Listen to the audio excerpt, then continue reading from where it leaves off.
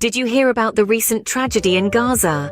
A devastating blast struck Al-Ali Al-Arabi Hospital, leading to a flurry of conflicting reports about the cause and the number of casualties. Health ministry sources and civil defense officials estimate between 300 and 500 people lost their lives. Palestinian officials point the finger at an Israeli airstrike, while Israel attributes the incident to a failed rocket launch by the Palestinian Islamic Jihad group, which denies any involvement. Israeli Prime Minister Benjamin Netanyahu has been quick to shift blame to barbaric terrorists in Gaza, staunchly denying any responsibility on the part of the Israel Defense Forces or IDF. Daoud Shahab, a spokesperson for Islamic Jihad, dismisses Netanyahu's claim as a lie and fabrication.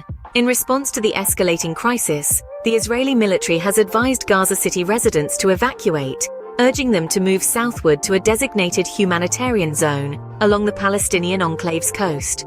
Meanwhile, in the aftermath of a Hamas attack in southern Israel, Yossi Landav, a seasoned search and rescue worker with 33 years of experience, described the scene as unprecedented, with at least 1,300 casualties reported.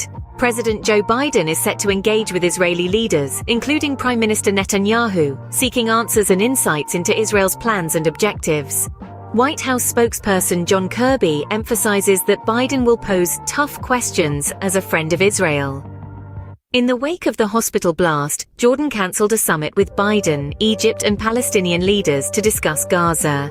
The incident has sparked condemnation across the Arab world, leading to protests at Israel's embassies in Turkey and Jordan, as well as near the U.S. Embassy in Lebanon.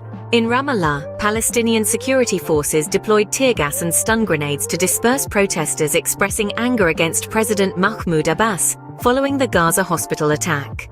Meanwhile, Hezbollah, Lebanon's Iran-backed militant group, denounced Israel's attack on Al-Ali Al-Arabi Hospital and called for a day of unprecedented anger against Israel and Biden's visit. The United Nations Security Council is scheduled to vote on a Brazilian-drafted resolution calling for humanitarian pauses in the conflict to facilitate humanitarian aid access to Gaza.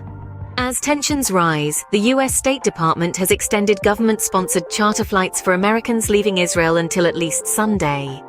The travel alert for Lebanon is elevated to "Do Not Travel" due to security concerns related to exchanges between Israel and Hezbollah. Canadian Prime Minister Justin Trudeau notes a surge in anti-Semitism in Canada following Hamas's attack on Israel and Israel's subsequent airstrikes in Gaza. The international community is closely watching developments as the crisis in the region unfolds. To summarize, the recent tragedy in Gaza has led to a cascade of events and reactions, both domestically and internationally. As the situation continues to evolve, the world watches on, hoping for a swift resolution to the crisis.